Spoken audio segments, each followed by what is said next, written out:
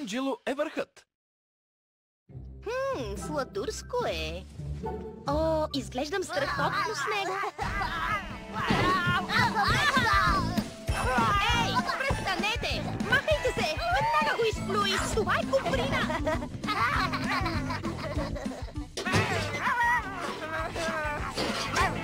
О, леко!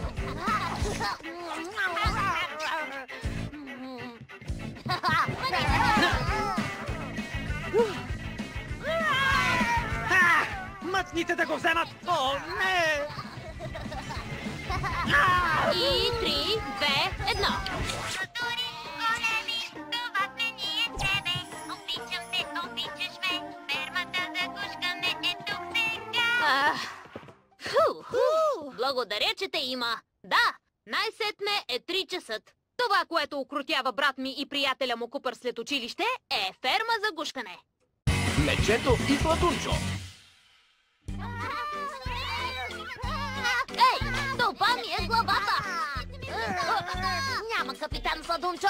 Тая, тя дава енергия на Вселената. Значи ще контролирам Вселената с едно близване. И 3, 2, 1. Градински войни! Какво било? Две градини, само един победител. Расти, домат, расти! И на грешен канал си. О, прав си! Грешка!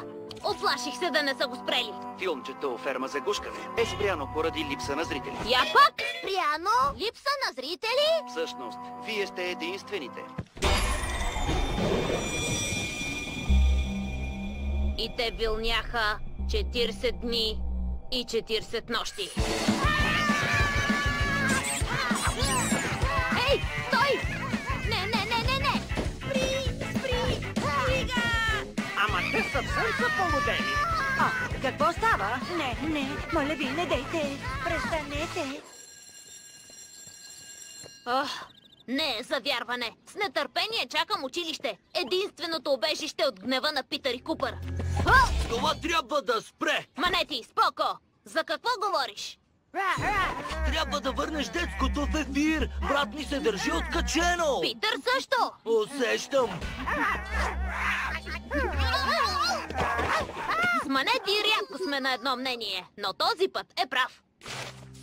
Свиках семейния съвет и Манети. Тишина! Добре, съгласни сме, че без ферма за гушкане няма мир. Да, подкрепям те. Без гуш няма мир! Точно така. Така си е! Да пренасочим вниманието им от ферма за гушкане към нещо различно. Ама какво става? Операция пренасочване ще успее, ако действаме заедно. Аз съм за. Готов съм на Ще всичко! участвам. Първо, да опитаме с някое друго детско. Дребосъци, да видим какви други детски има, нали? Телебъбъл. Не става, няма гушкави прасенца. Това е готино! Незловещото говорещо влакче. Искам гушкави животинки. Искам да го халосам в носа. Добре. Строителите мариачи. Но грасиас, Фермандо Гушкандо. С новите детски не се получи. Минаваме към други дейности. Не е ли забавно? Отвлича мислите ни от всичко. Усещаме вятъра в косите. Облакът прилича на кравата Цунка. А онзи на овцата Буш. Липсва ми фермата. И на мен. Липсва ми моя час спокойствие. Пазаруването винаги ме разсейва от лоши мисли. Ферма за гушкане! Откакто го спряха, има промоция. О, не им напомняйте. Така няма да забравят за фермата за гушкане. Повярвайте ми, древното изкуство карате ще ви спаси от фермата за гушкане. Ще покаратеем малко и после ще намерим онзи, който спря детското. И някоя вечер, като си отива към колата, бам, ще му скочим и ще го... Минаваме нататък. И така, хора, цялото семейство не е на себе си. Никой не можа да свърши нищо. Горките Питър и Купър, сладури, големи, това сме ние с тебе. Обичам те, обичаш ме, фермата за гушкане. Тъпо! Песента е супер. Да можехме да върнем детското. Чакай, защо да не можем? И преди се е случвало. О, да! Как беше онова филмче, дето го пуснаха отново? Звездни адвокати! Да, помня този сериал. И тъпо! Ау! Върнаха го на екрана заради феновете. Нова стратегия. Връщаме ферма за гушкане. Скъпа телевизия, пуснете ни ферма за гушкане. От Питър. Скъпа телевизия, ето какво ще направя с вас. Анджело, виж! Събрахме повече от 4000 подписа! Браво! Да, госпожо, ще бъдете герой за внука си. Пишете на кабелния си оператор. Точно така. И звъннете на конгресмена си. Гуш фенове, напред! Добър вечер, господине или госпожо.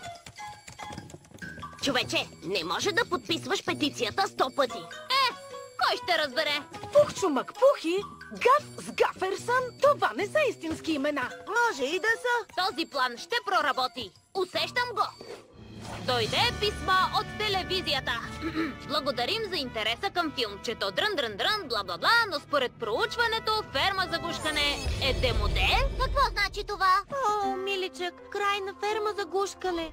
Тук пише, че търсят нов детски сериал. Ще измислим наш собствен сериал, който Питър и Купър харесват и ще го дадем на телевизията. Звучи страхотно, Анджело. Да! Поканих най-добрите таланти в квартала да представят идеите си за сериал пред най-важната публика. И единствена. Не ми харесва. Не.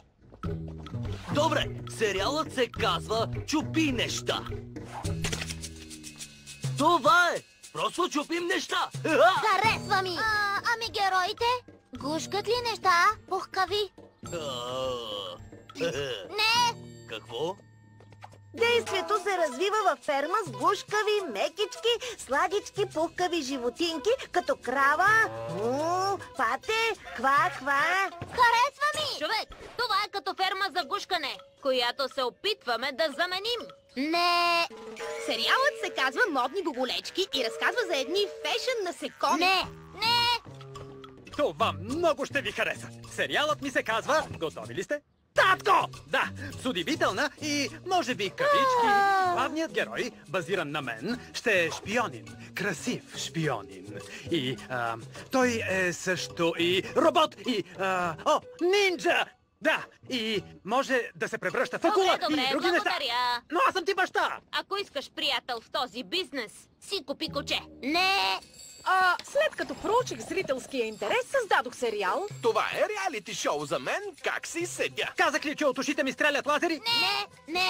Хайде, чупка. Трябва ни истински материал. Дайте някоя съдежа идея. Никой от тях си няма и представа какво искаме. Сутринта в тоалетната ми хрумнаха по-добри идеи. Защо не си направим наш сериал? Ще е забавно. Знам. Какво ще кажеш за сериал с Мечок, който хваща риба с зъби? Да, а най-добрият му приятел е мила сладка близалка. Ще го кръстим Меччето и Сладунчо. Да го направим.